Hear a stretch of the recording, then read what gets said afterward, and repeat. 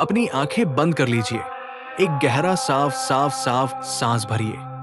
कल्पना कीजिए आप हिमालय की तलहटी में मां गंगा के किनारे खड़े हैं। ठंडी हवाएं आपके चेहरे को छू रही हैं और दूर कहीं शिव के डमरू की बहुत धीमी गूंज सुनाई दे रही है। आज हम उस नगरी की यात्रा पर निकल रहे हैं जो युगों युगों से महादेव के क्रोध और उनकी करुणा की गवाह रही है। ये नगरी है कनखल और यहाँ विराजमान है दक्षेश्वर महादेव। आइए समय के पहिए को पीछे घुमाते हैं और चलते हैं उस सत्य युग में जहां से ये महागाथा शुरू हुई थी। हरिद्वार का वो कोना जिसे आज हम कनखल कहते हैं, वो केवल एक भौगोलिक स्थान नहीं है। प्राचीन शास्त्रों में कनखल का अर्थ बताया गया है, वो स्थान जहां मनुष्य के अहंकार का कण कण नष्ट हो जाता है। सृष्टि के रचयिता भगवान ब्रह्मा के मानस पुत्र थे प्रजापति दक्ष। दक्ष का अर्थ होता है कुशल या योग्य। ब्रह्मा जी ने उन्हें समस्त प्रजा का स्वामी बनाया था। राजा दक्ष का साम्राज्य इतना विशाल था कि देवता भी उनके आगे शीश झुकाते थे। लेकिन सत्ता और शक्ति के साथ एक सूक्ष्म विकार भी आता है, वो है अहंकार। दक्ष को लगता था कि इस सृष्टि में उनसे बड़ा और अनुशासित कोई नहीं है। लेकिन उसी समय हिमालय की गुफाओं में श्मशान की भस्म लपेटे, गले में सर्प डाले एक अघोरी तपस्या में लीन था। वे थे देवाधिदेव महादेव। दक्ष के मन में शिव के प्रति एक विचित्र ईर्ष्या थी। उन्हें लगता था कि जो नियम नहीं मानता, जो वेशभूषा का ध्यान नहीं रखता, वो भला ईश्वर कैसे हो सकता है। शक्ति के बिना शिव अधूरे हैं और शिव के बिना शक्ति का कोई अस्तित्व नहीं। जब आदि शक्ति ने राजा दक्ष की पुत्री के रूप में जन्म लिया तो उनका नाम रखा गया सती।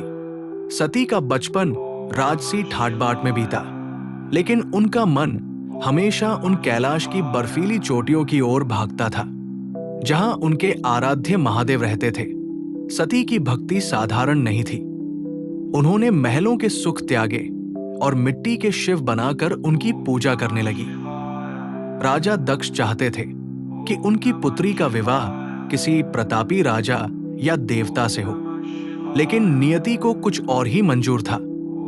सती ने अपनी तपस्या से महादेव को प्रसन्न किया। जब महादेव सती के सामने प्रकट हुए तो सारा ब्रह्मांड उस मिलन का साक्षी बना। ये विवाह केवल दो व्यक्तियों का नहीं, बल्कि प्रकृति और पुरुष का मिलन था।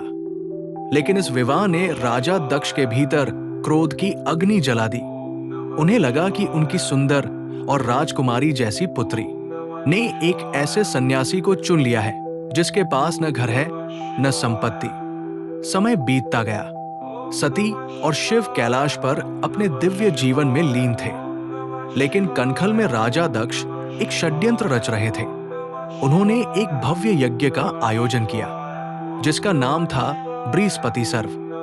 इस यज्ञ का उद्देश्य देवताओं को अपनी शक्ति दिखाना और शिव को नीचा दिखाना था। दक्ष ने ब्रह्मांड के हर छोटे बड़े देवी देवता, यक्ष, गंधर्व और ऋषि मुनियों को आमंत्रित किया। स्वर्ण के रथों पर सवार होकर देवता कनखल की ओर बढ़ने लगे। कैलाश के ऊपर से गुजरते हुए उन रथों की चमक देखकर माता सती के मन में जिज्ञासा जागी। जब उन्हें पता चला कि उनके पिता के यहाँ इतना बड़ा उत्सव है तो उनकी ममता जाग उठी। उन्हें लगा कि शायद उनके पिता उन्हें बुलाना भूल गए होंगे। शिव जानते थे कि ये कोई भूल नहीं, बल्कि एक सोची समझी साजिश है।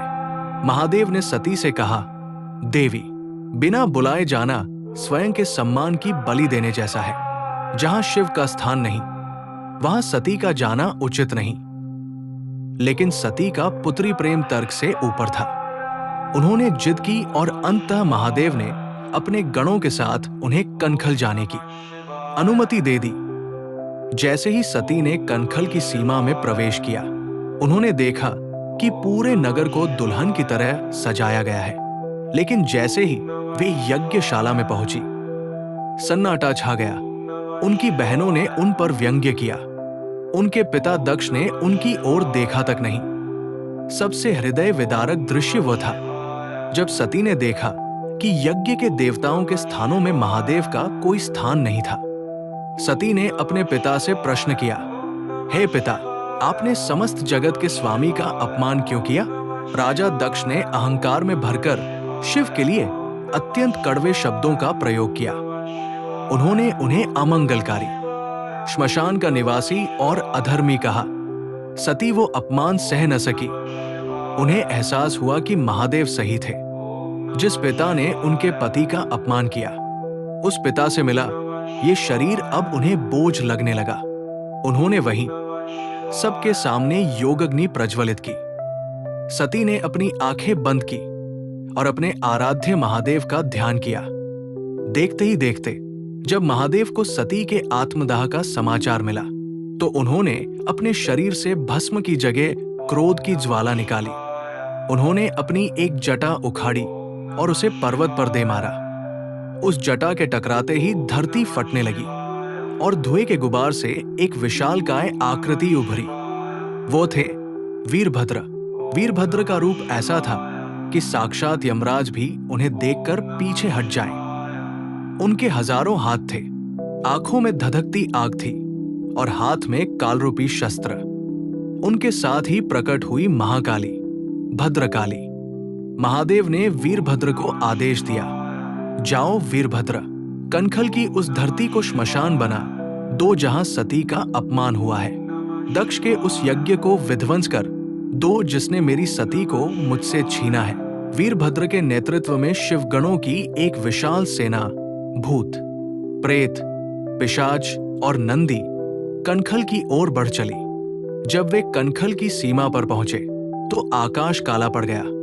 देवताओं को लगा कि आज प्रलय आ गई है। राजा दक्ष, जो अब तक अपने यज्ञ पर गर्व कर रहे थे, उनके हाथ पांव कांपने लगे। विष्णु जी और ब्रह्मा जी जानते थे कि महादेव का ये क्रोध न्यायपूर्ण है। वीरभद्र ने यज्ञशाला में प्रवेश किया और देखते ही देखते सारा वैभव मिट्टी में मिला। दिया वहां रखे स्वर्ण के पात्र टूट गए, हवन की अग्नि बुझ गई और चारों ओर हाहाकार मच गया। वीरभद्र ने एक एक करके उन सभी देवताओं को दंडित किया जिन्होंने सती का उपहास किया था। अंत में वीरभद्र की दृष्टि राजा दक्ष पर पड़ी, जो डर के मारे यज्ञवेदी के पीछे छिपने का प्रयास कर रहे थे। वीरभद्र ने उन्हें घसीटते हुए बाहर निकाला। जिस मुख से दक्ष ने महादेव को अपशब्द कहे थे, उस मुख पर वीरभद्र ने प्रहार किया। अंततः वीरभद्र ने अपनी तलवार से राजा दक्ष का सिर काट दिया और उसे उसी यज्ञ कुंड में फेंक दिया जहां सती भस्म हुई थी।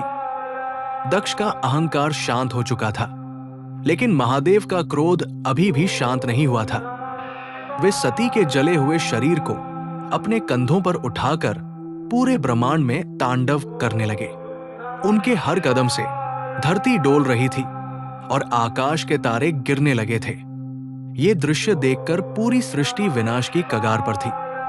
जब सृष्टि का अंत निश्चित लगने लगा, तब भगवान विष्णु ने अपने सुदर्शन चक्र से सती के शरीर को विभाजित किया, जिनसे 51 शक्तिपीठ बने। सती का देह शांत होने के बाद महादेव का क्रोध कुछ कम हुआ। ब्रह्मा और विष्णु की प्रार्थना पर शिव कनखल लौटे। दयालु महादेव ने कहा कि यज्ञ अधूरा नहीं रहना चाहिए। चूंकि दक्ष का सिर जल चुका था, इसलिए महादेव के आदेश पर एक बकरे, गोट का सिर लाया गया और दक्ष के धड़ से जोड़ दिया गया। जैसे ही दक्ष जीवित हुए, उनका सारा अहंकार और अज्ञान नष्ट हो गया। उन्होंने बेम्बे की ध्वनि करते हुए शिव की स्तुति की। शिव इतने प्रसन्न हुए कि उन्होंने घोषणा की कि आज से दक्ष को प्रजापति के रूप में फिर से सम्मान मिलेगा और ये स्थान दक्षेश्वर के नाम से अमर होगा। रात गहरी हो रही है। कनखल की वो रणभूमि अब एक पावन तीर्थ बन चुकी है। जहां कभी रक्त बहा था, वहां अब भक्ति की अविरल धारा बहती है। वीरभद्र का वो रौद्र रूप अब शांत होकर एक रक्षक के रूप में इस मंदिर की रक्षा करता है। लेकिन अभी भी एक रहस्य बाकी है। क्यों शिव ने सावन के महीने के लिए इसी जगह को चुना? और इस मंदिर की गहराई में वो कौन सा कुंड है जो आज भी साक्षात शक्ति का केंद्र माना जाता है? अगले और अंतिम भाग में हम चलेंगे इस मंदिर की वास्तुकला, इसकी ऊंचाई, गहराई और उन चमत्कारों की ओर जो आज भी यहाँ घटित होते हैं। शांत रहें और महादेव के चरणों में अपना ध्यान लगाएं। हर हर महादेव। लेकिन आज जब हम कनखल की उस पवित्र भूमि पर कदम रखते हैं तो वहां क्रोध नहीं बल्कि एक असीम शांति का अनुभव होता है। वो रणभूमि अब एक सिद्ध पीठ बन चुकी है। आइए अब जानते हैं दक्षेश्वर महादेव मंदिर के उस स्वरूप को जो पत्थरों में कैद इतिहास नहीं बल्कि जागृत चैतन्य है। अपनी सांसों को धीमा होने दें और महसूस करें उस मंदिर की शीतल दीवारों को। दक्षेश्वर महादेव मंदिर का इतिहास जितना प्राचीन है उसका वर्तमान स्वरूप उतना ही भव्य। यद्यपि ये स्थान सतयुग से पूजनीय है लेकिन आधुनिक इतिहास के पन्नों में इसका उल्लेख वर्ष 1810 में मिलता है। धन्य है वे भक्त जिन्होंने इस शक्ति केंद्र को संरक्षित किया। हरिद्वार की रानी धनकौर ने इस भव्य मंदिर का जीर्णोद्धार करवाया था। इस मंदिर की वास्तुकला उत्तर भारतीय नागर शैली का एक अद्भुत उदाहरण है। इसकी ऊंचाई लगभग 50 से 60 फीट है। मंदिर का मुख्य शिखर जब सूर्य की पहली किरण को छूता है तो ऐसा प्रतीत होता है मानो स्वयं सूर्य देव महादेव को अर्घ्य दे रहे हों। मंदिर के ऊपर स्थित स्वर्ण कलश और फहराती ध्वजा दूर दूर से आने वाले भक्तों को भक्ति का मार्ग दिखाती है। जैसे ही आप मंदिर की सीढ़ियां उतरकर मुख्य गर्भगृह की ओर बढ़ते हैं, तापमान में एक विशेष शीतलता महसूस होती है। मंदिर का गर्भगृह धरातल से कुछ फुट की गहराई में स्थित है। यहाँ विराजमान है वो दिव्य शिवलिंग जिसकी पूजा स्वयं राजा दक्ष ने पुनर्जीवन मिलने के बाद की थी। इस शिवलिंग के दर्शन मात्र से मन के विकार शांत हो जाते हैं। शिवलिंग के ठीक सामने नंदी महाराज विराजमान हैं, जो अपनी स्थिर दृष्टि से महादेव को निहार रहे हैं। गर्भगृह की दीवारों पर उत्कीर्ण नक्काशी उस कालखंड की याद दिलाती है जब शिल्पी पत्थर नहीं बल्कि प्रार्थनाएं उकेरते थे। यहाँ की गहराई का आध्यात्मिक महत्व ये है कि ईश्वर को पाने के लिए हमें अपने अहंकार को नीचे झुकाना पड़ता है। मंदिर के ठीक पीछे एक और रहस्यमय स्थान है, सती कुंड। मान्यताओं के अनुसार ये वही स्थान है जहां माता सती ने अपनी योगाग्नि से शरीर त्यागा था। आज भी यहाँ की हवा में एक अजीब सा खिंचाव है। श्रद्धालु यहाँ की भस्म को अपने माथे पर लगाते हैं, जिसे अत्यंत सौभाग्यशाली माना जाता है। मंदिर परिसर के भीतर ही वो प्राचीन यज्ञ कुंड भी मौजूद है, जिसके चारों ओर वो महाविनाश हुआ था। वैज्ञानिक दृष्टिकोण से भी देखें तो इस स्थान की ऊर्जा, एनर्जी फ्रीक्वेंसी अन्य स्थानों से कहीं अधिक मापी गई है। लोग कहते हैं कि यहाँ बैठकर ध्यान लगाने से मन की एकाग्रता कई गुना बढ़ जाती है। क्या आपने कभी सोचा है कि सावन के महीने में हरिद्वार में इतनी भीड़ क्यों उमड़ती है? शास्त्रों में एक अत्यंत गुप्त और सुंदर रहस्य बताया गया है। कहा जाता है कि सावन के पूरे महीने भगवान शिव अपनी प्रिय सती की याद में कैलाश और काशी छोड़कर कनखल, हरिद्वार में निवास करते हैं। इसीलिए सावन में यहाँ जल चढ़ाना साक्षात महादेव के चरणों में जल अर्पित करने के समान है। सावन की रातों में जब मंदिर दीपों की रोशनी से जगमगाता है और गंगा की शीतल हवाएं यहाँ से गुजरती है, तब भक्तों को ऐसा अनुभव होता है मानो महादेव स्वयं सूक्ष्म रूप में उनके आसपास मौजूद है। दक्षेश्वर महादेव मंदिर आज भी लाखों लोगों की आस्था का केंद्र है। यहाँ की सबसे बड़ी मान्यता यह है कि जो भी भक्त सच्चे मन से यहाँ आकर अपनी भूलों की क्षमा मांगता है, महादेव उसे राजा दक्ष की तरह ही नया जीवन और ज्ञान प्रदान करते हैं। अब रात गहरी हो चुकी है, गंगा की लहरें शांत है और दक्षेश्वर महादेव की छाया में पूरी नगरी सो रही है। इस महागाथा को अपने भीतर उतारें और याद रखें, अहंकार ही विनाश का कारण है और क्षमा ही शांति का मार्ग। महादेव की ये कथा आपको गहरी और शांत निद्रा की ओर ले जाए। कर्पूर गौरन करुणा अवतार, संसार सारन भुजगेंद्रहारम, सदा वसंत हृदयारविंदे भवम भवानी सहित नमामि। हर हर महादेव। शुभ रात्रि। तो दोस्तों, ये थी हरिद्वार के उस पावन धाम दक्षेश्वर महादेव की अनसुनी और अमर गाथा। हमें विश्वास है कि इस मंदिर की गहराई और महादेव के उस रौद्र से करुणा तक के सफर ने आपके मन को एक अद्भुत शांति दी होगी। अगर महादेव की ये कथा और हमारा ये छोटा सा प्रयास आपके हृदय को छू गया हो, तो इस वीडियो को लाइक जरूर करें। अपने मित्रों और परिवार के साथ इसे साझा शेयर करें, ताकि वे भी सनातन धर्म के इस महान रहस्य को जान सकें। कमेंट बॉक्स में हर हर महादेव लिखकर अपनी उपस्थिति और महादेव के प्रति अपनी श्रद्धा जरूर दर्ज कराएं। और हाँ, अगर आप ऐसे ही प्राचीन मंदिरों और आध्यात्मिक यात्राओं में हमारे साथ बने रहना चाहते हैं, तो इस चैनल को सब्सक्राइब करना न भूलें। महादेव की कृपा आप पर और आपके परिवार पर सदा बनी रहे। हर हर महादेव।